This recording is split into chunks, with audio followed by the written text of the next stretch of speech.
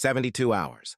That's all it took for a city of glass and wind to open a sealed door in my heart. I arrived in Chicago carrying a quiet ache, a suitcase, and a plan to leave unchanged. But a chance meeting on the Brown Line, a laugh inside a warm cafe, and a hand held at the lakefront rewrote everything. This is how 3 winter days, 1 brave conversation, and a generous stranger turned my life toward love for good. If you've ever felt late to love, stay with me. Chicago taught me timing, courage, and second beginnings. Start here. I landed in Chicago with a small rolling suitcase, a long wool coat, and a pocket full of reasons to stay quiet. The airport was its usual chorus, the soft hum of moving walkways, the sound of boots on hard tile, the scent of fresh pretzels and coffee mingling under bright lights. I was 56 years old, a librarian from a smaller city 2 states over, carrying the careful balance of someone who has spent a life in service of order and kindness. I had planned a simple 3-day getaway, half work, half walking. There was a community storytelling workshop at the Harold Washington Library, a ticket to the Art Institute tucked into my coat wallet, and a cryptic note in my phone that read, "Let yourself breathe." I'd written it weeks earlier when, after a long and honest conversation, my ex-wife had held my hand, smiled at me with the steady grace only she possessed, and said, "Go figure out what your heart sounds like when you actually listen." We'd raised a daughter together and built a good life. We were friends now, choosing truth over pretense. That was the plan. Tell the truth. See a new city. Come home gently changed, if at all. The wind hit me as soon as I reached the Blue Line platform. Chicago winter is not an invitation.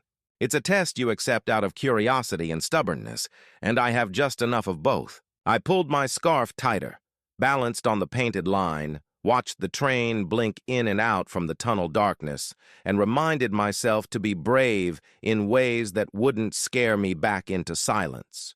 The train doors opened with that practiced sigh, and I stepped into a car full of puffy coats and commuters with their own complicated lives. Every face looked familiar, some collision of tiredness and hope. I stood near the door holding the cool metal pole and let the city slide into view. This is how I first met Chicago. A moving ribbon of neighborhoods, brick flats, murals, corner restaurants, snow-dusted rooftops, glimpses of families and friends and people headed somewhere. I was headed to the Loop to set down my bag at the hotel and find a coffee, maybe a sandwich, maybe a breath of courage. I am not someone who falls easily into conversations with strangers. I catalog books, memories, and quiet. I notice things and store them like postcards in a shoebox. Small proof of moments that matter.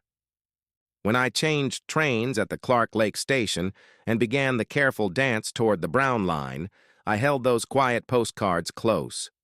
On that platform, something shifted. The voice over the speaker said the train would be delayed a few minutes, and everyone adjusted their stance to wait. People swiped through phones. A baby fussed and was rocked back to calm by a young father in a knit cap. 2 women shared a pastry from a white paper bag, laughing softly, and beside me a man humming to himself. Not loudly. It was barely sound at all, more a vibration in the cold air. But the tune had a smile built into it, the kind of humming that says, "We're okay. We're waiting. We're alive." He wore a navy pea coat and leather gloves, the kind that have earned their shine, and there was a streak of winter sun across his cheekbone that made him seem lit from within. He was my age, or close, with a good head of salt and pepper hair and eyes that looked likely to hold on to a joke for the right moment. He looked up from his phone, caught me glancing, and met my eyes with that unafraid kindness you remember. It wasn't a searchlight kind of gaze. It was a porch light. He tilted his head and smiled, just enough to be polite, just enough to be an opening, and said, "They say this delay is 5 minutes. I call 9. What do you think?" I surprised myself by answering easily. I'd split the difference and say 7. Chicago seems like a 7-minute delay town. A diplomat, he said, his smile deepening. "I'm Javier." He extended a gloved hand, and I shook it through my glove, a small comic clumsiness that made us both grin. "Mark," I replied. "Here for 72 hours and a handful of nerve." "That sounds like a movie," he said. "Or a good changeover plan." You visiting family? Business? Running away from a boring party? His tone was warm, joking, a gentle check that didn't push. Workish, I said. A storytelling workshop at the library, mostly an excuse to walk the city. I needed to see different streets. It felt like time. Well, he said, glancing up at the station sign and then back to me. This city can tell a person some truths in 3 days. It doesn't whisper, but it's fair. Where are you headed now? If you say coffee, I will shamelessly recommend a place. Coffee, I said, grateful for the word. Mercantile Cafe near Merchandise Mart. Good heat. Windows that remember to let the light in. Walk with me. The way he asked wasn't anxious or flirtatious, and it didn't trap me in a decision. It sounded like an offer to be a neighbor for 15 minutes. When the brown line pulled in at last, 7 minutes later exactly, we squeezed into a car together, sharing a pole to steady ourselves. The train's first movement always feels like a surprised slide, your body catching up to a decision. Outside, the city unfolded. Buildings leaned into one another. A rooftop with broken chairs looked ready to host a summer party that knew joy was possible again. A streak of river cut cold and green under old bridges. Javier pointed, not showing off, but including me like a trusted friend. That building is so ugly it's handsome, he said, and I laughed. The best sandwiches in my life have come from places with too much neon, he continued, and I nodded. And that mural, see the colors? The kids at the school where I teach made a small one like that for our hallway. It gets people to talk when they don't know what to say. What do you teach? I asked, surprised again by my voice sounding like it belonged to someone easy. Music, he said. Middle school. Which means I teach patience, self-forgiveness, and scales. I teach them to hum when they're nervous and breathe when they're mad. I thought of the humming, that small sound in the cold. You hum well. My grandmother was a hummer, he said. That's not a word, but I'll champion it. She taught me to find a tune like a handrail when the stairs feel too steep. We stepped off at Merchandise Mart and walked a block through the wind that turned the corner like a living thing. The cafe was, as promised, warm, bright, and forgiving. We shook the cold off our coats, and 2 very good cappuccinos appeared with a speed that felt like kindness. At the table by the window, Javier took off his gloves and rubbed his hands, checking in with each finger like a greeting. I watched him and thought about all the tiny rituals that keep us open to the world. Humming, rubbing warmth back into a knuckle, paying attention to a stranger without asking too much. We talked like people who both love and respect small talk. You share the comfortable, connective pieces. Weather, neighborhoods, the glory of a good winter hat, the way snow changes the sound of a city. Then the lighter logs catch and the conversation warms. He asked where I was staying. I asked his favorite music to teach. We swapped family stories, careful not to pretend we knew more than we did. I told him about my daughter, Casey, 31, tender-hearted, a social worker who calls me to tell me small, holy things like, Dad. A client told me today that she woke up wanting a cup of tea, and the wanting itself felt like progress. He smiled, as if he could see the cup of tea. That's your daughter, he said. Of course it is. He asked about my ex-wife, and I told him the truth in a way I was still learning to shape. A committed marriage turned honest friendship. No drama, no villains. The story of 2 good people choosing to be kinder than their fear. He took that gently, nodding in a way that communicated the gravity he understood without making the moment heavy. He told me his own story in the careful shorthand of 2 people feeling their way. Born in Texas, moved to Chicago in his 20s for graduate school, stayed for the lake and the people who do not pretend the cold is anything but what it is. He'd been with a partner once, briefly, officially, but had mostly loved his friends and his students and his close-knit family, including a niece who could punch a punchline like a professional. She's 10, he said. So all the jokes are about dogs, snacks, and why bedtime is fake. I laugh every time. We finished our coffee with the slow contentment of people who are not rushing. He checked his watch, winced. I have a choir after school, then I'm cooking for my sister tonight. She and her son come over on Tuesdays. Tuesdays are nacho night. Nacho night sounds like exactly what a Tuesday needs, I said, and felt the sweetness of saying normal things, being a person among people, instead of a puzzle trying to fit his pieces. Are you free later? He asked, the question landing like a soft blanket instead of a pressure. If you've never done it, the architecture boat tour is better in warmer months. But the Riverwalk at dusk is a good consolation prize, and a Chicago theater marquee at night is free hope. Yes, I said, before I could talk myself into the safe isolation of a hotel room. I'd like that. He smiled. We exchanged numbers, and I watched him fold his scarf with the care you give to a friend's confession, then disappear into the cold. At the hotel, I sat on the edge of the bed and let the quiet find me. The city was a hum out the window, car horns like short sentences, footsteps on the sidewalk below a steady rhythm. I thought about the ways a person can be delayed without knowing it, how sometimes the impatience we feel in a train station is the same impatience we bring to our own hearts. You wait for your own life to arrive, tapping your foot, hoping the next announcement is yours. I texted my daughter, sent her a picture of a snow-bright street. She responded with a heart and love you. Dad, breathe deep. I listened to her, to the city, to the memory of a man humming because the air asked for it. And I understood that these 72 hours were going to be something more than errands and a museum ticket. We met on the Riverwalk while the day was deciding whether to give in tonight. The buildings pressed forward like the audience at a good show, the river a strip of silk moved by an invisible hand, green even in winter. We walked without a plan, just a sense of moving in the right direction. People passed by us bundled, dogs in sweaters trotted, a jogger with the eyes of the very determined made me want to applaud quietly. We talked more, not about timelines or labels or the need to define anything by dinner.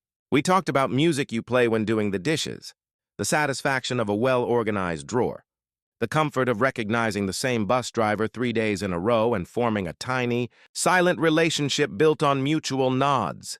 This city, Javier said, makes you earn its sweetness. It doesn't hand it to you.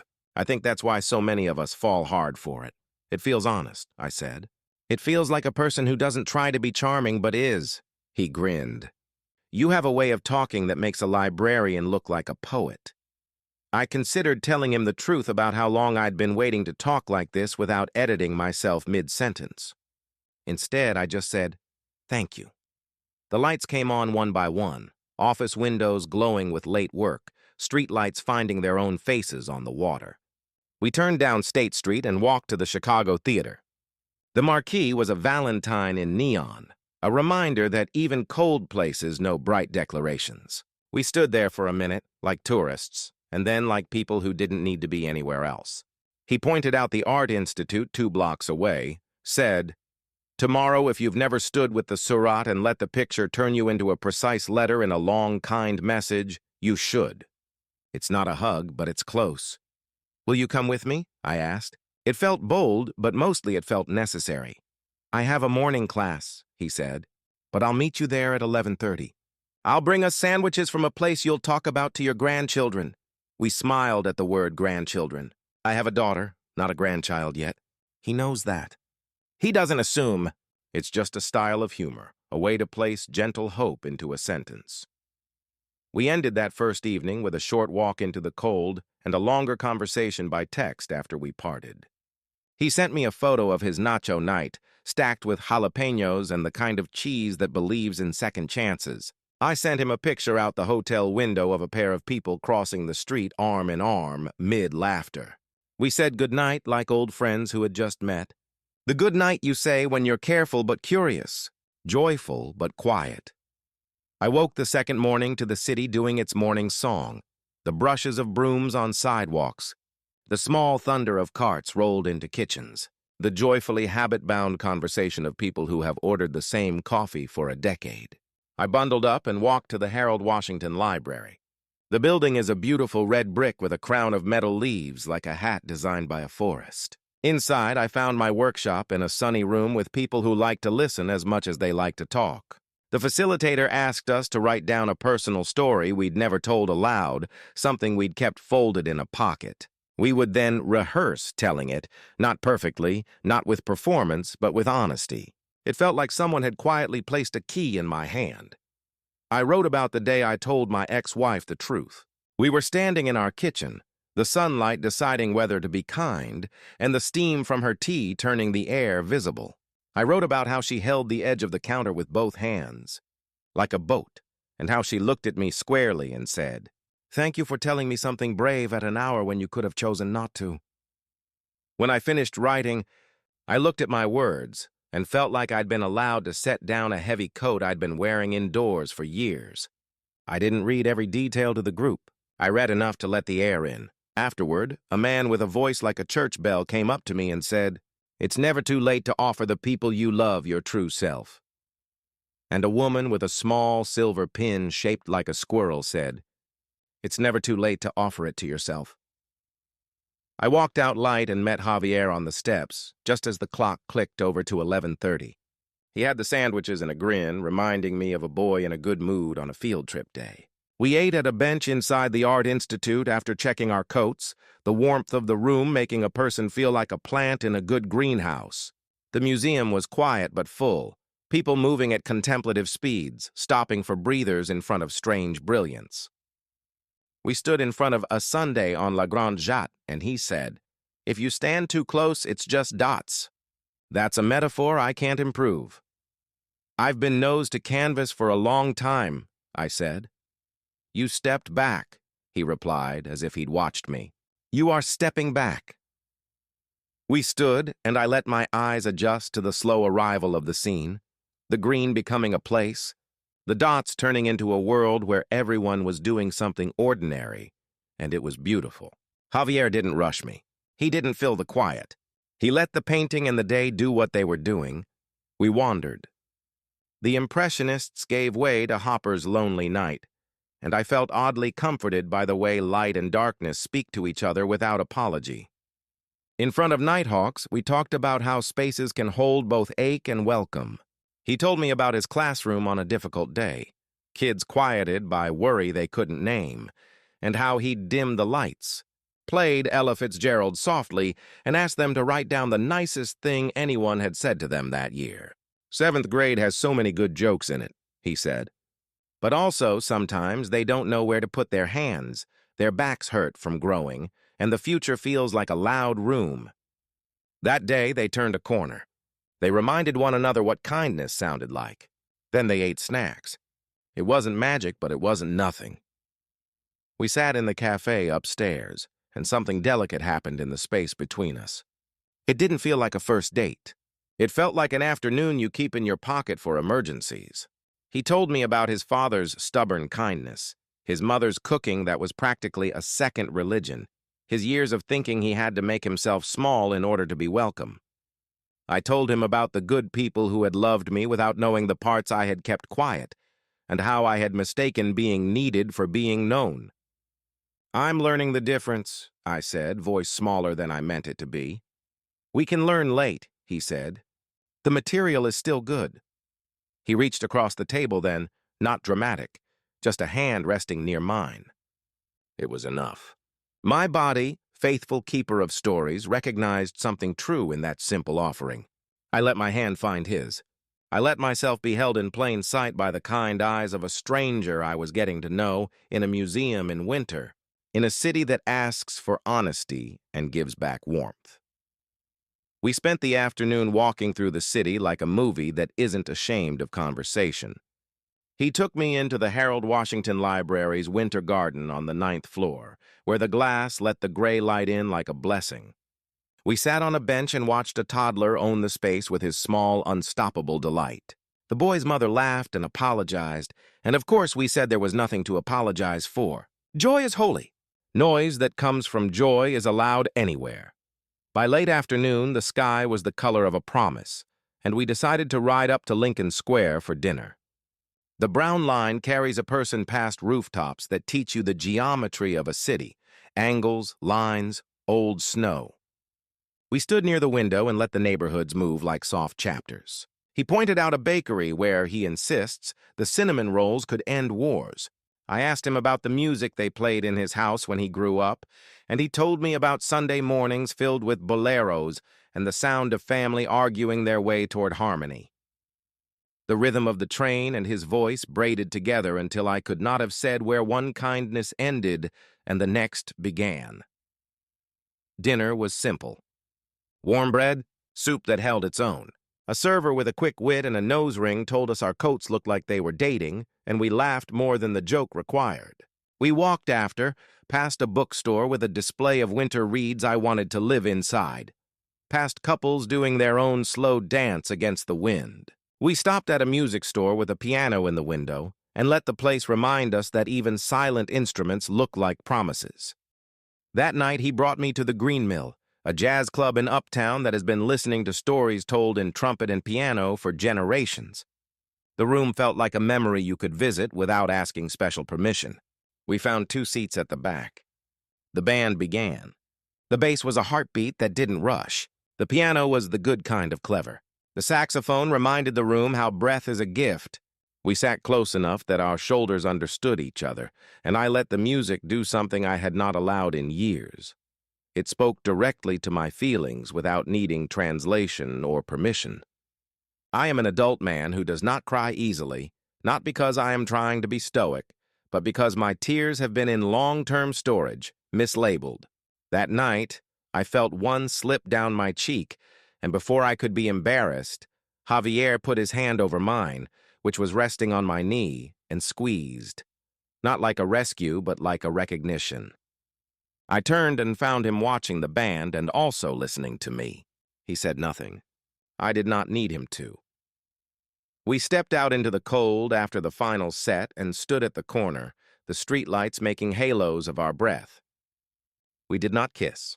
It wasn't because of the cold or the public or a fear. It was because we both recognized there were parts of the story still stretching awake. He walked me to my hotel and stood with me under the awning like people do in movies when good decisions are made with smiles rather than vows. Tomorrow? He asked. Tomorrow, I said. I woke early on the 3rd day. The city was a study in gray and silver, the kind of winter morning that looks like a black and white photograph until someone, somewhere, laughs or opens a red umbrella. I met Javier by the river again, and we walked in easy silence to Millennium Park. Cloud Gate, the bean, reflected the hotel windows and the morning and us, 2 figures holding a shared joke about how many selfies were both too many and somehow just right. We watched a group of teenagers skating on the rink, all elbows and bravery, and I felt a pang of something like gratitude for a world where kids can find their balance in public and be cheered for trying. We took a slow turn through the park, then hopped a bus toward Andersonville because Javier said, with a tone that matched the seriousness of church, "You have not known a proper morning until you've stood in a bakery in that neighborhood and let the smell tell you you're a citizen of good fortune." He was right. We shared a pastry and a conversation that wandered through family histories and the kind of futures that aren't a schedule but a feeling. We walked down Clark Street and passed a rainbow flag snapping bravely in the cold. He nodded toward it like an old friend. I felt something inside me do the same. We sat in a small cafe with a tin ceiling and a patient barista, and the conversation moved to a place I have rarely let it go. I told him about the years in which I mistook being good for being whole. I told him about the way I learned to keep my voice low when asking for what I wanted. Because I had practiced deferred desire for so long, I believed it to be a virtue. I told him about those first weeks after the truth, how the house's silence changed from pressure to possibility, how I took myself on small dates to museums and to a Saturday matinee in an almost empty theater. I told him I was afraid that I had waited too long to learn the grammar of this particular love, that my verbs would be clumsy, that I would confuse kindness and caution. He listened like he had a seat reserved for this performance in his heart. He let me finish. He let the quiet be a room, not a punishment. Then he said, "You are not late. You are right on time for yourself. We are not delivery schedules. We are gardens. Some flowers take a while because the soil needs to learn their language." He smiled. Plus, clumsy verbs make honest sentences. I looked at him. At the soft strength in his shoulders, at the hands that teach children how to find middle C and courage at the same time, and I realized that this was not a man who wanted to turn my life upside down for sport. This was a man capable of setting a table and asking me to bring myself, messy and true. He reached across the table again, and this time I didn't hesitate. The simple touch of palm to palm felt like someone had thrown open a long-closed window, and the air rushed in with all its good ideas. We spent the last hours of my third day with the relaxed intensity of people who know an ending is coming, but don't want to waste a breath anticipating it. We took the red line up to Wrigley, not for baseball, but because Javier wanted me to see the way a stadium looks when it's a quiet cathedral for memory, and how the surrounding streets carry the echo of summer even in winter. We got off and walked a block, laughed at a dog in booties who was deeply committed to the art of regret, and then ducked into a diner where the pancakes were not embarrassed to be pancakes. We split a plate and the server called us heroes for finishing them, and I may have been a little in love with both the pancakes and the server's sense of humor. Back downtown, we wandered the Riverwalk one more time as the afternoon melted toward evening. The cold was sharp, the kind of cold that makes you feel your face in a way that reminds you you're lucky to have one. We found a bench that wasn't entirely covered in snow and sat close. We talked about practical things, how to stay in touch, what the next months might look like, the hours between cities. It was the part of the romance that people sometimes skip over in stories, but I've learned that the practical parts are where the relationship takes root. Love lives there, inside phone calls after long days, inside texts that say, "I'm thinking of you," at the exact moment a person needs to be thought of, inside those decisions to show up even when winter is acting like a coach with a whistle. "I want to see where this goes," I said. "I won't pretend to know what to call it yet, but I know I don't want to call it over." "Same," he said. "I don't need a timeline. I'd like to build a bridge. I've built smaller with fewer materials. We can do this." Then he did the most remarkable thing. He took off his glove and placed his warm hand against my cheek. He said very quietly, "This city has been kind to me. I'd like to be kind to you in it." That's when I kissed him.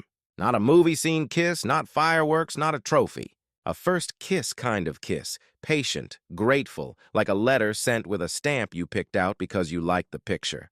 I didn't feel younger. I felt exactly my age, which felt like a kind of blessing. I felt present. He kissed me back with the same humility and joy. We walked to his car. He drove me to the hotel because the wind had decided to audition for the part of full gale, and even people who are brave deserve mercy.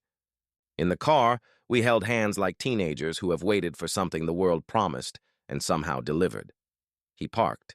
We sat, both of us laughing at the sudden shyness, and then talked through logistics like adults who own calendars. He had a family event the following weekend, but the weekend after that, he could visit me. We would not turn this into a test we were meant to fail. We would treat this like the careful beginning it was, a small fire protected from gusts by 2 pairs of cupped hands. That night, alone in my hotel room, I called my daughter. I told her about Javier, about the city, about the way these 3 days had felt like being handed my own voice and told to use it kindly. She listened. She asked the good questions. She said, "Dad, you sound like yourself." I knew what she meant. It was a gift to be recognized by a person you helped raise. I told her I'd be home tomorrow, that we'd debrief over pancakes, and she could tell me if mine measured up to the earlier heroes. She laughed. We hung up. I stood by the window and watched the city carry its own quiet through the streets, and I felt equal parts enormous and small, which is to say human morning found me early, because it is the habit of people who have spent years waking to say yes to responsibilities. I put the room in order, a gratitude I give to people who will clean a space I have enjoyed, and then I bundled up and took one last walk before I had to check out. The sky was a pale blue ribbon. The river moved like the world remembering itself. I stopped at a coffee shop and the barista spelled my name correctly without asking, and somehow it felt like a sign. I wrote a note in my journal. Small words, big feeling. This city asked me a question. I answered. Javier and I met for a quick goodbye at a corner near the station. He had a scarf for me, one he said he no longer needed because his sister had given him 3 in the same color, and he wanted me to have some of Chicago's practical warmth when I left. I took it. I wrapped it around my neck, and I felt protected by more than wool. At the train platform, I didn't want to do what romantic comedies do, which is to make goodbye both high drama and light comedy. We were not performing for the platform. We were 2 people trusting a promise we were willing to build. "I'll call you from the airport," I said. "I'll answer," he said. He leaned in, kissed my cheek, and smiled in a way that made the wind behave for one courageous moment. I rode to the airport and felt the usual travel fatigue, but underneath it was a clear, steady energy I hadn't held in years. At the gate, before the call to board, I texted him a picture of the scarf wrapped around my coat, a small swatch of navy. "Working already," I wrote. "Looking good," he replied. "Tell the sky a joke from me." When I took my seat on the plane, I looked out the window and saw Chicago laid out like a quiet, complicated friend. I thought about the small details that had led me to this moment: a train delay, a man humming, a casual coffee invitation that held the gravity of an open door.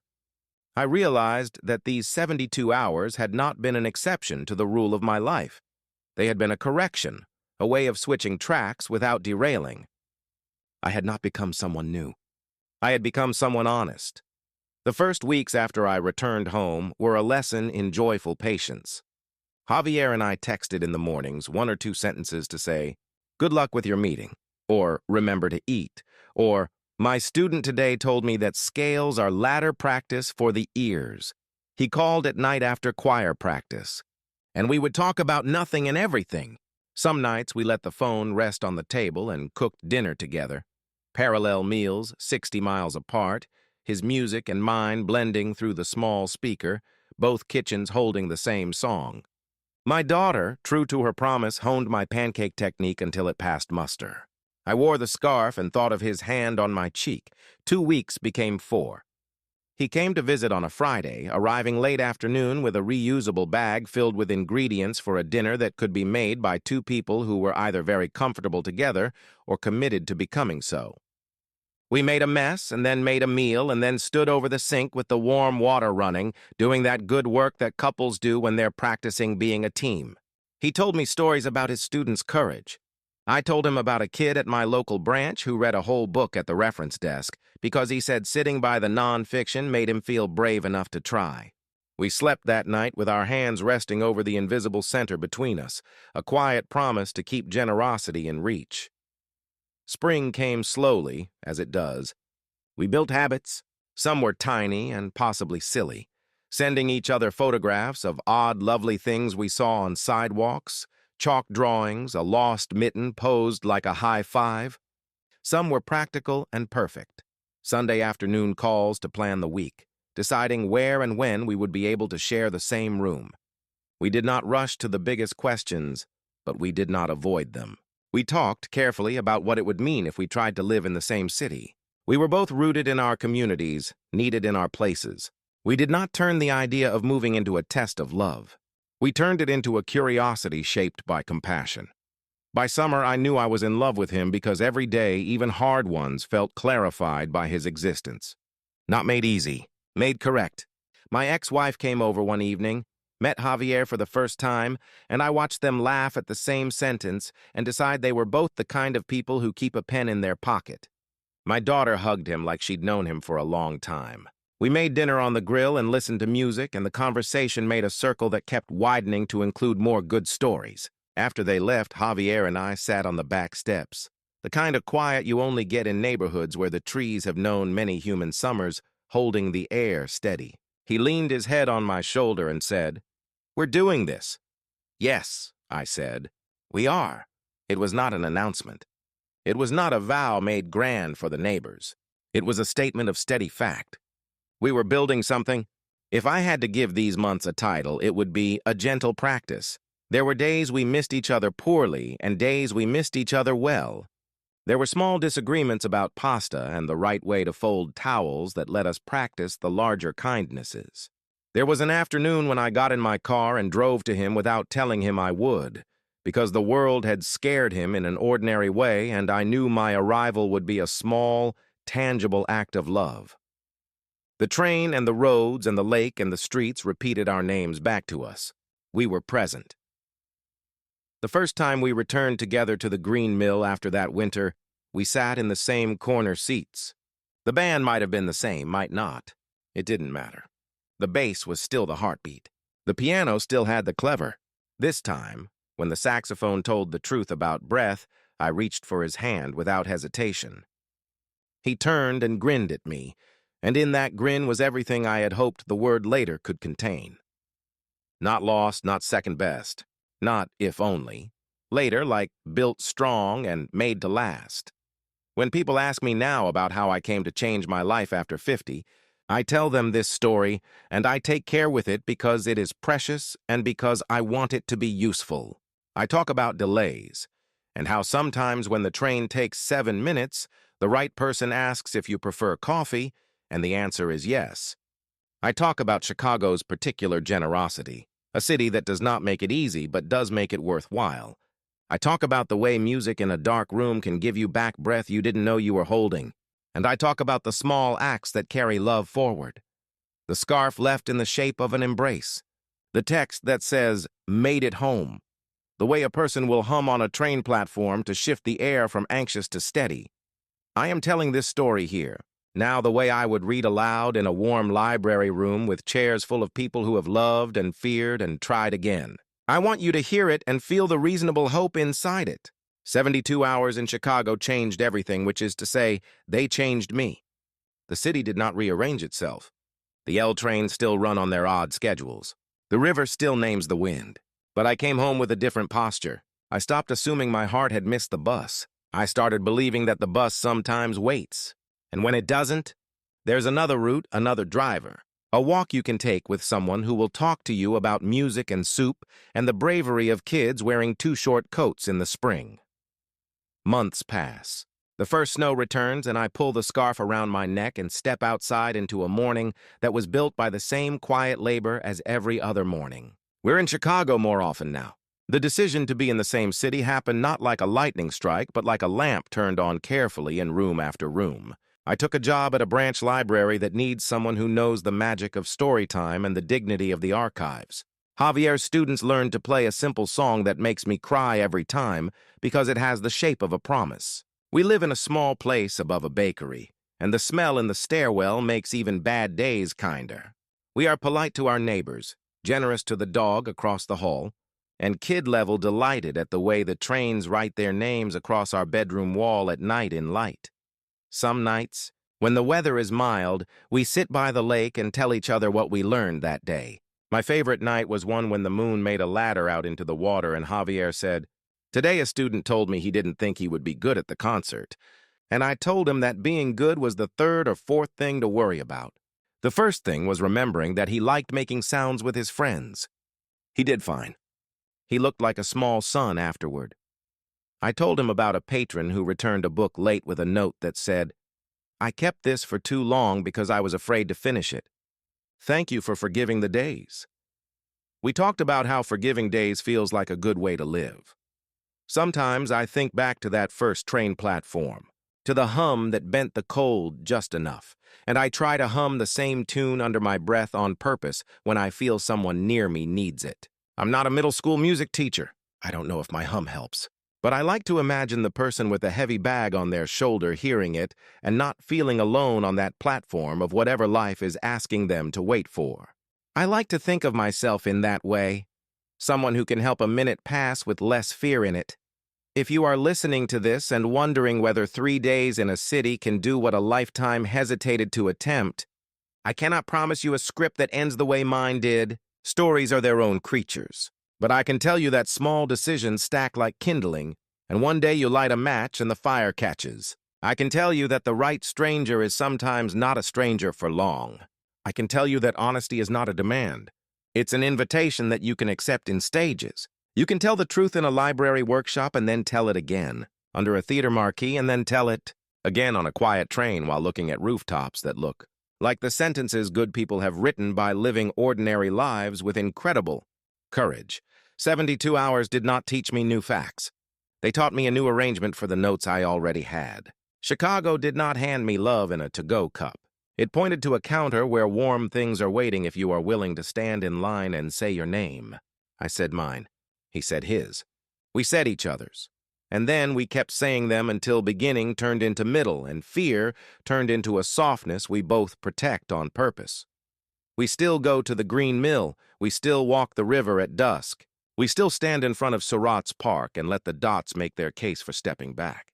We still argue gently about pasta and agree ferociously about pancakes. He still hums on platforms. I join him now.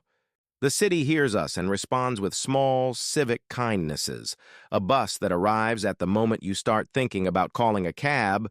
A neighbor who lends us a drill just when the shelf asks for confidence. A child who hands us a sticker on the sidewalk and runs away laughing. On our first anniversary of the day we met, the hummed on a platform day, we returned to that station. We stood where we had stood. The announcements were the same script in a different presentation. A woman glanced at her watch. A man shifted his briefcase as if moving a thought. Javier looked at me and said, 7 minutes. I nodded. 7, I said. We were quiet then. We held each other's hands without wonder, without worry, with that steady, gentle gratitude that comes from recognizing you are exactly where you are meant to be. The train arrived. We boarded. The city, generous as ever, moved us forward.